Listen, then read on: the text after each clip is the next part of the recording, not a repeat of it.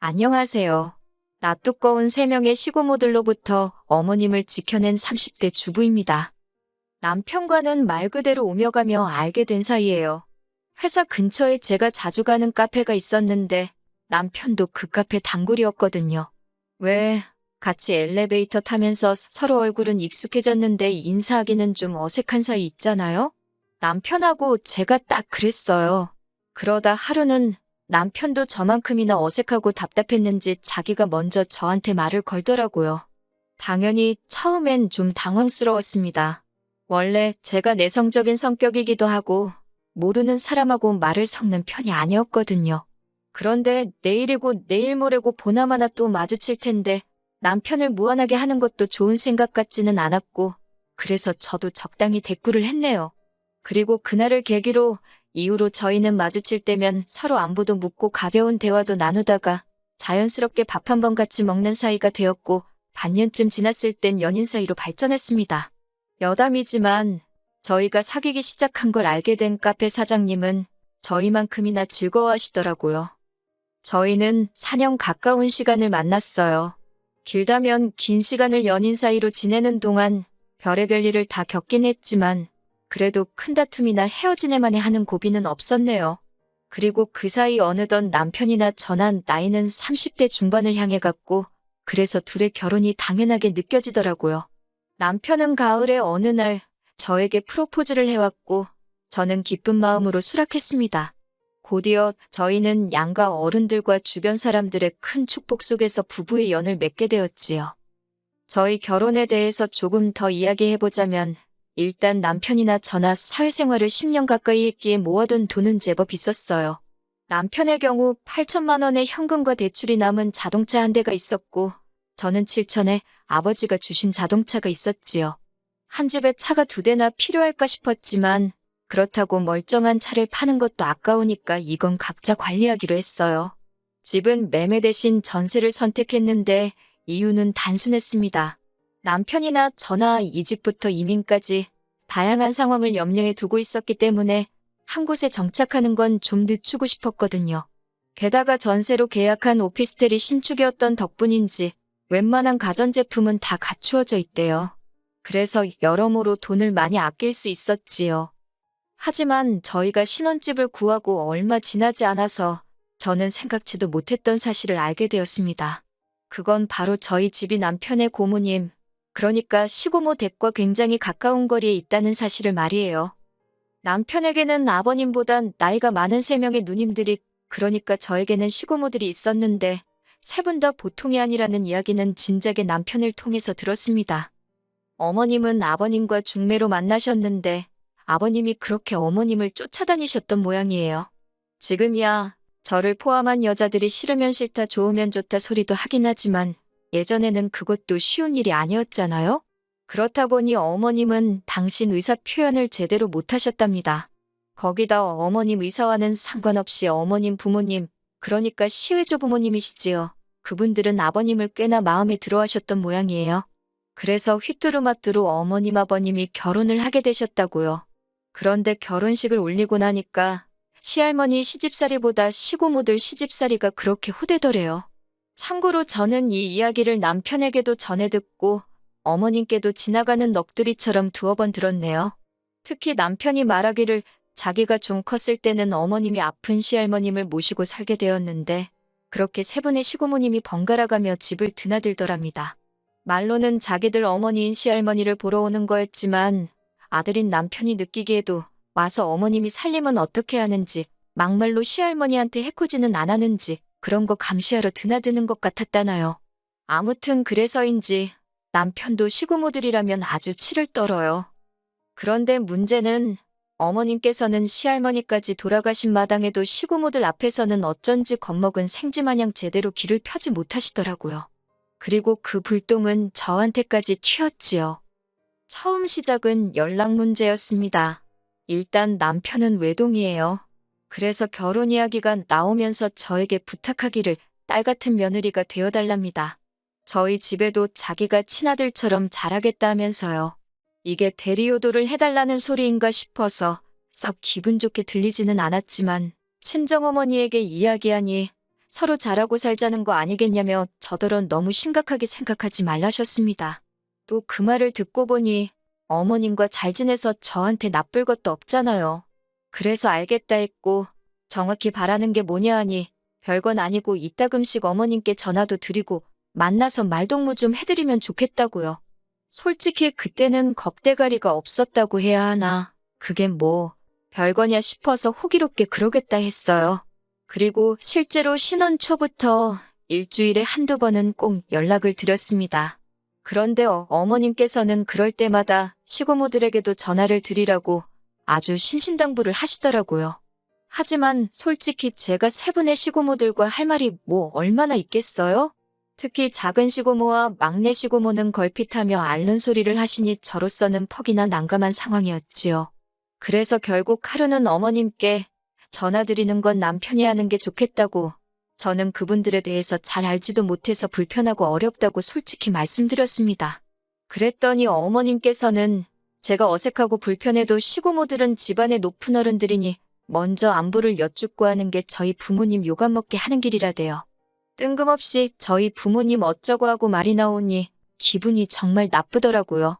결국 제가 어머님께 설령 시고모들이 그런 일로 제 험담을 하시거든 어머님이 못하게 막아주셔야 하는 거 아니냐고 물었습니다.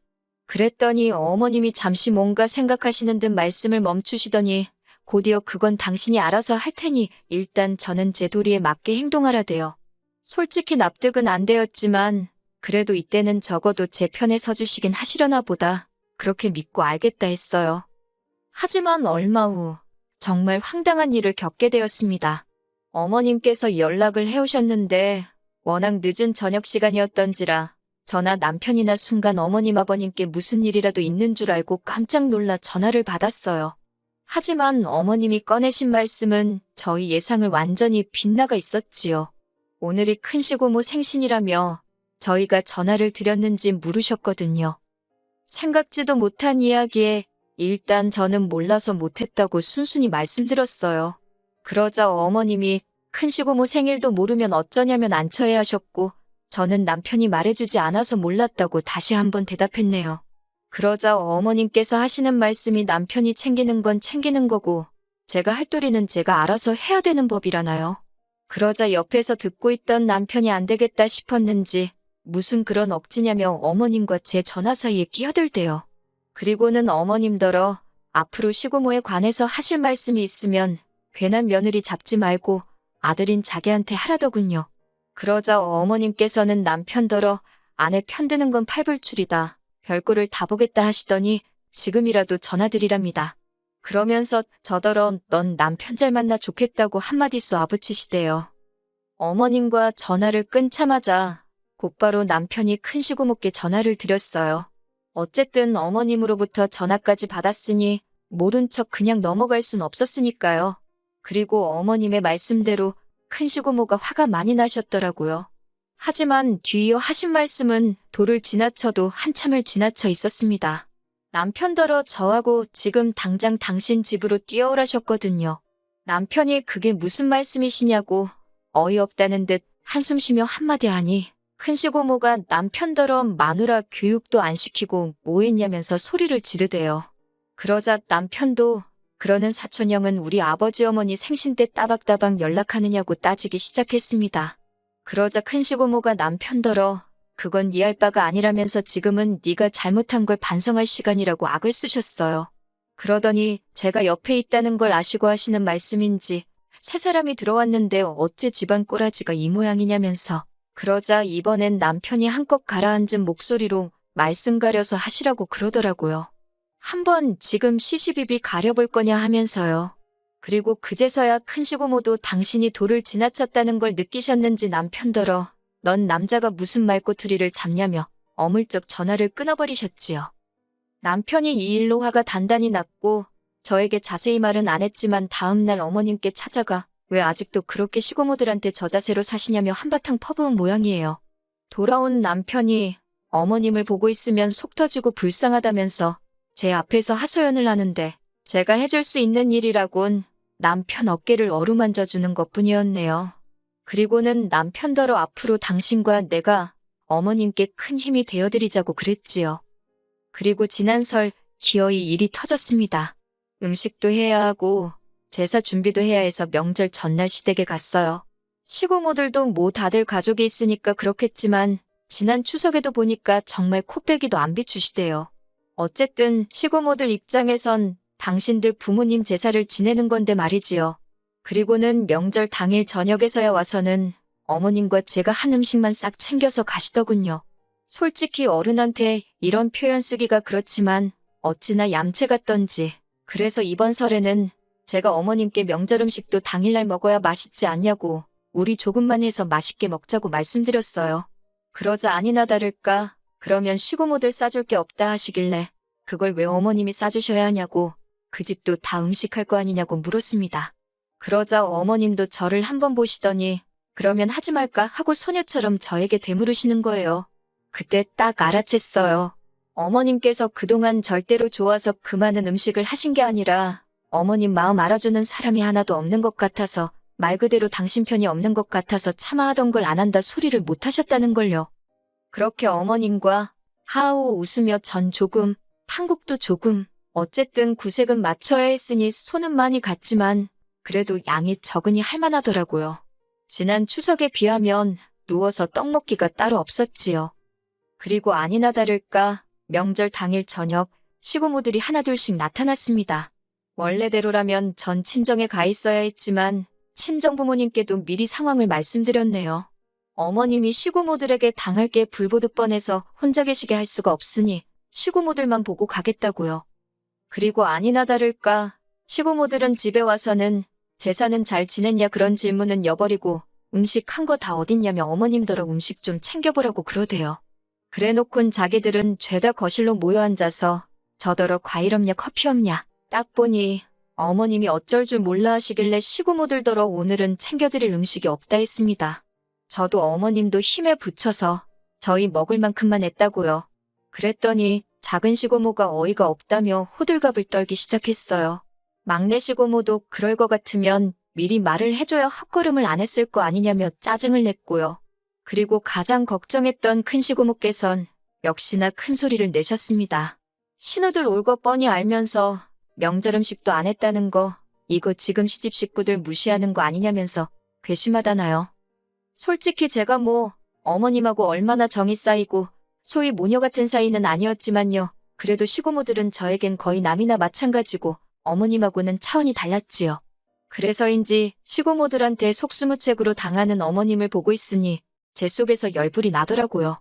결국 보다 못한 제가 큰 시고모더러 지금 그게 무슨 말씀이시냐고 당장 저희 어머님께 사과하시라 했습니다.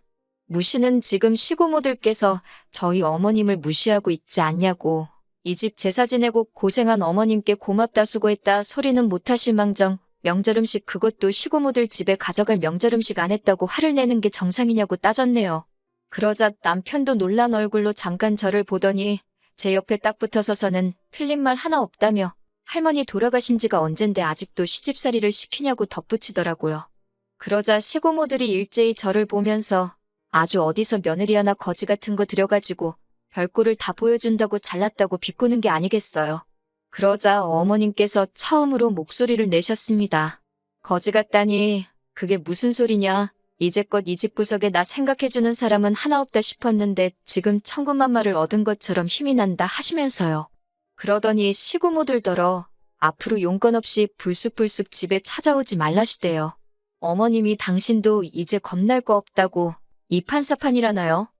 이 모든 상황에서 사실 아버님이 보여주신 모습은 꽤나 실망스러웠습니다. 시고모들, 그러니까 아버님에게는 누나 셋이지요. 그 누나 셋을 어쩌지를 못하고 그렇다고 자기 와이프인 어머님 편도 제대로 못 들고 갈팡질팡 우왕좌왕 남편이 저런 모습을 안 닮아서 천만다행이다 싶더라니까요. 한편으론 아버님이 저 모양이니 어머님이 이날이 때까지 시고모들한테 당하고 사셨구나 싶고 아무튼 결과부터 말하자면 그 일을 계기로 어머님과 제 사이는 한결 돈독해졌습니다. 뭐 물론 며칠 지나지 않았으니 앞으로 저희 고부 사이에 또 어떤 일이 생길지는 장담할 수 없지만요. 시고모들은 이후로 연락은커녕 문자 한 통 없으세요. 제가 무서워서 안 하시는 게 아니라 괘씸해서 안 하시는 걸 거예요. 이유가 어찌됐건 저로서는 땡큐지요. 얼마나 편한지 모릅니다. 한편 그 일이 있고 얼마 후 남편과 술 한잔을 했었는데 남편이 저더러 자기가 딸 같은 며느리가 되어달라 소리를 해놓고 엄청 후회했었다고 고백하대요. 주변 사람들이 요새 그런 말을 누가 하냐면서 어지간히 면박을 줬던 모양이에요. 그런데 제가 정말 어머님 편에 서서 시고모들하고 맞서는 걸 보고는 자기가 정말 와이프 잘 얻었다 싶었다나 어쩐다나 그러면서 자기도 제가 했던 것만큼 앞으로 무슨 일이 있어도 장인 장모님께 잘해드리고 의지할 수 있는 사위가 되어드리겠답니다. 믿어봐야겠지요. 처음부터 믿음으로 시작한 부부 사이니까요.